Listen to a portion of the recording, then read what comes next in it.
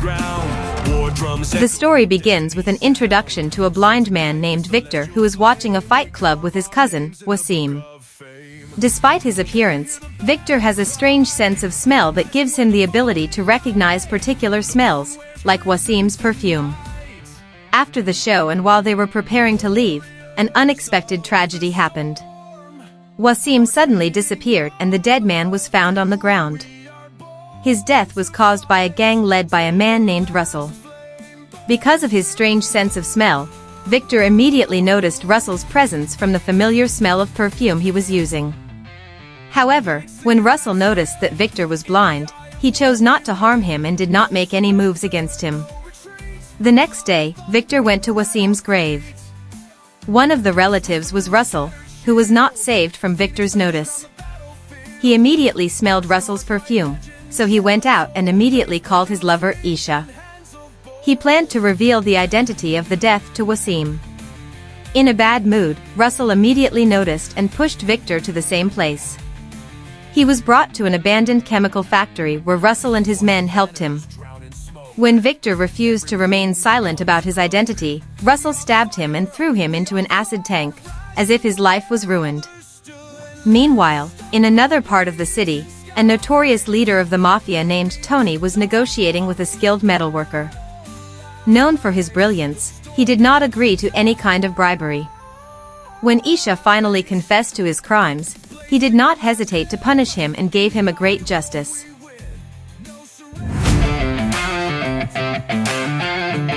On the other side of the mansion of a rich family of metalworkers, George accepted the oldest brother and head of the family, the rumored news that his cousin Victor was killed.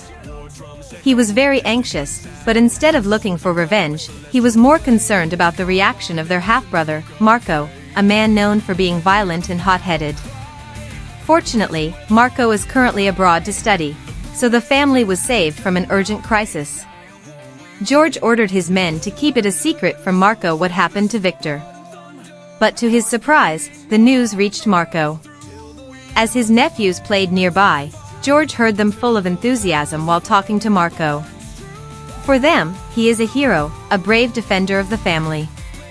They went to talk about the last time Marco became part of the news before he left the country last year. At that time, George received a call from a group of kidnappers. According to these people, they were holding one of his brothers and asking for 4 kilos of gold bars in exchange for his brother's salvation. Because of fear for Victor, George quickly confirmed what was going on, and when Victor was sure that he was at home, he found out that the kidnappers were mistaken because they really caught Marco. They did not know that Marco was a very dangerous man. After a few moments, one of the kidnappers was found dead and Marco himself emerged free and began a fierce fight.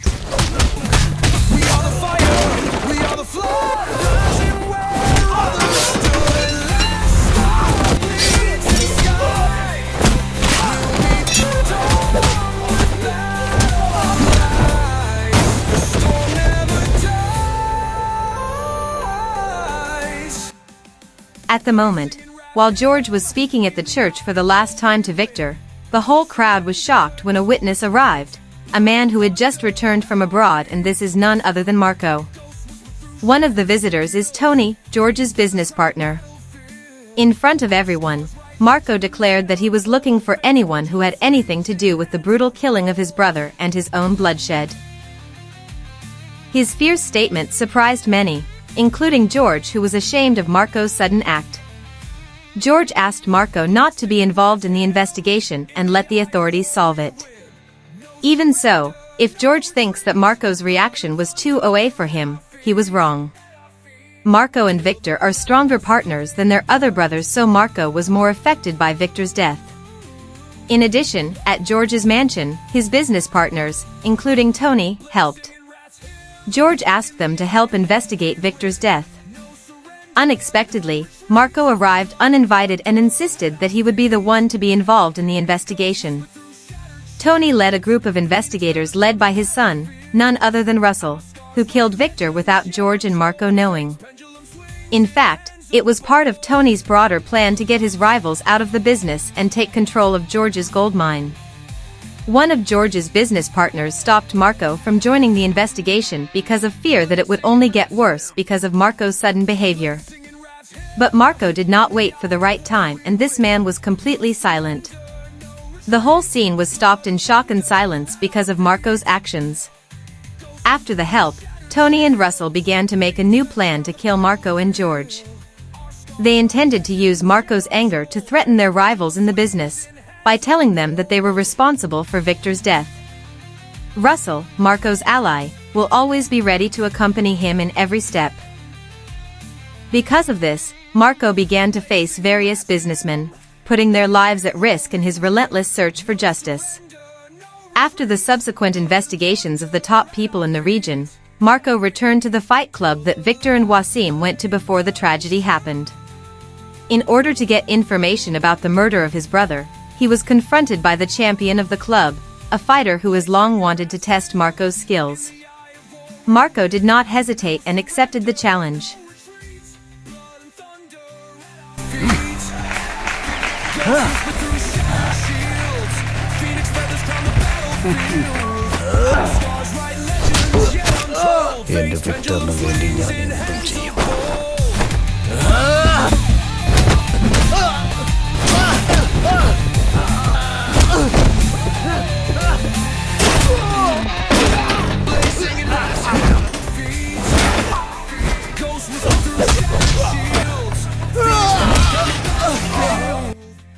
Marco and his family were very happy. To speed up his plan, he sent one of his most trusted men, Peter, to accompany George inside the car and kill him at the right time. Fortunately, George was saved, even though he was in critical condition. When Marco arrived at the hospital, his anger increased. Tony was also there, feeling very sad and promised to find out who was behind the murder.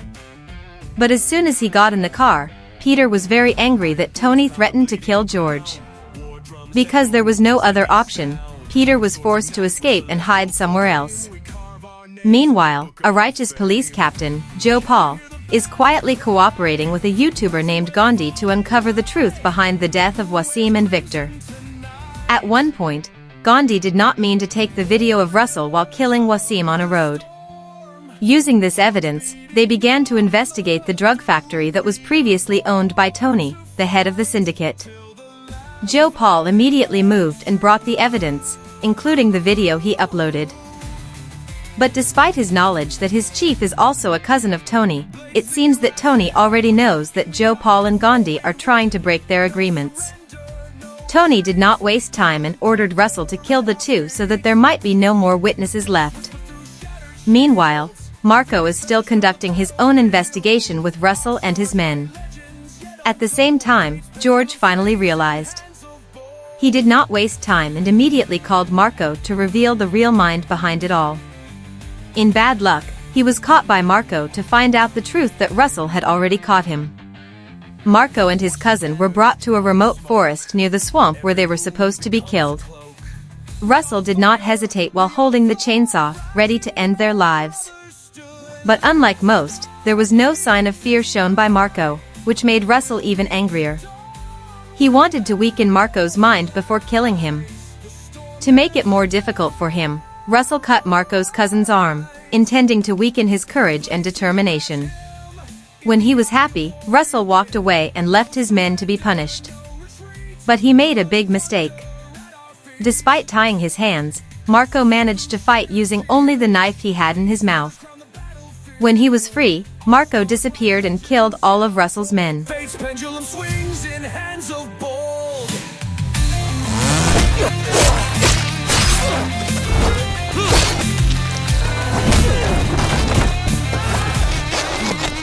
Blades singing rats hymn in the eye of war we win. No surrender, no retreat. Thunder at our feet.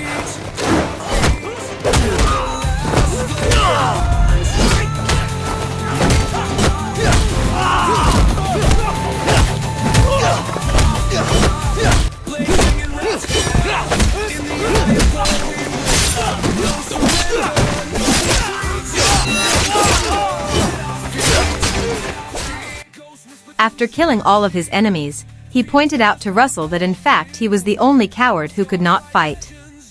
Marco did not have a hard time defeating him. But instead of killing him, Marco chose to leave with his cousin who was quickly bleeding. Marco looked at his cousin's pale and sick face. His anger returned to his chest and he could not stop it. He stopped the car, took the chainsaw, and prepared to finish Russell off. But before he could kill him, his phone rang. Tony was on the other line. A surprising truth was revealed by Tony. Isha is pregnant, and Victor is the father. What's worse, Isha was abducted and buried in a secluded location. Because of this, Marco could not do anything but ignore his revenge and left Russell. On his way home, he immediately asked George and the whole family about Isha and the child she was carrying.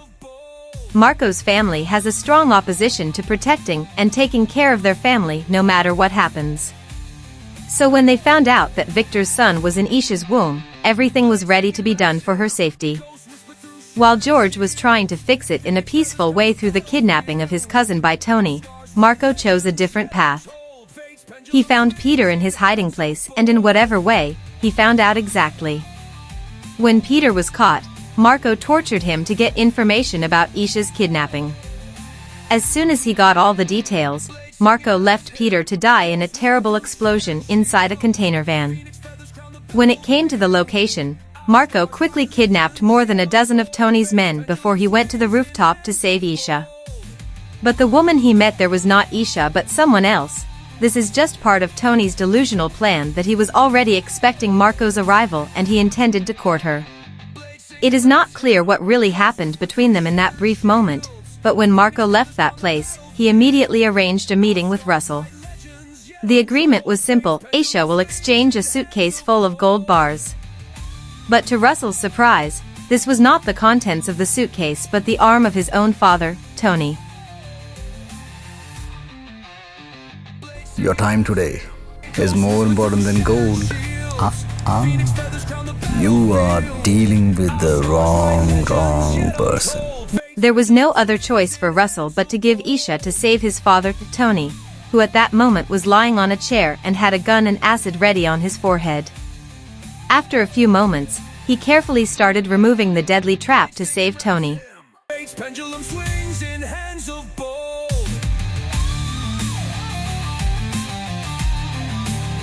But before they could finish it, Russell was activated and forced to watch his father's unyielding death.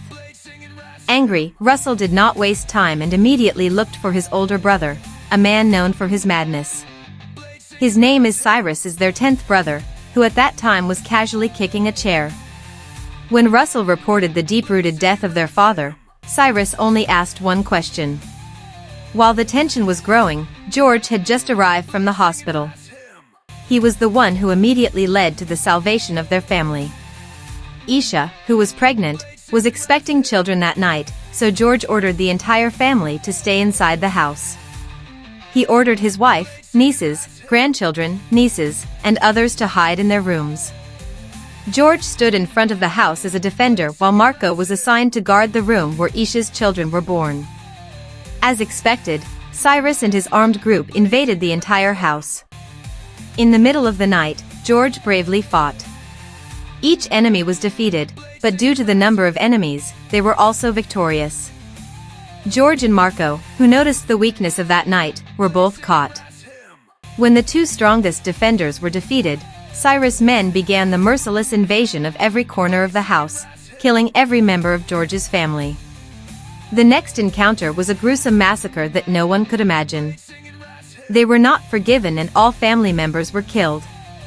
While Cyrus was just finishing killing Marco himself, he suddenly heard the cry of a newborn baby. Isha was born. Without hesitation, Cyrus lured Isha's neck, he mercilessly killed it and took the baby. Marco was left alive to feel the severe pain of the loss of his entire family. But when he gave birth to the baby, the only surviving member of the family, it was as if the sleeping demon woke up inside him. Despite the severe pain of the loss of Marco, he will not stop until he saves the baby, the last hope of their family. In a drug factory that served as Cyrus' base, Cyrus ate poorly in the afternoon, no idea of the upcoming storm. Suddenly, a blast broke out in the silence, and from the smoke, Marco appeared. He was weak but full of anger. Without hesitation, he responded to Cyrus and his men. One by one, Marco knocked down anyone who got in his way. While watching him from above, both Cyrus and Russell were surprised. They did not expect Marco to be that vicious. His anger was so intense that even his clothes were torn due to the intense force. He immediately fired a machine gun and rained bullets on all of Cyrus' men until no one was left. When the enemies ran out, Marco jumped down and quickly took the baby. But before he could reach it, Russell attacked him with a weapon. But Marco, who was severely ill after everything he went through, he almost did not feel right. Because of the sudden anger, he put his hands in Russell's chest and immediately killed him. When Cyrus saw his brother's body, he took the baby and threw it into an acid tank. In an instant, Marco got the last image of his dead family. Without hesitation, he grabbed a sword and with a quick but fierce attack, he beheaded Cyrus. After using his revenge, Marco went home with the baby in his arms. He made a small promise: he would raise the child alone, teach it the right way, and guide it to be a noble and humane person who would one day serve his country. Thank you for watching. Please don't forget to subscribe, and I'll see you in the next film.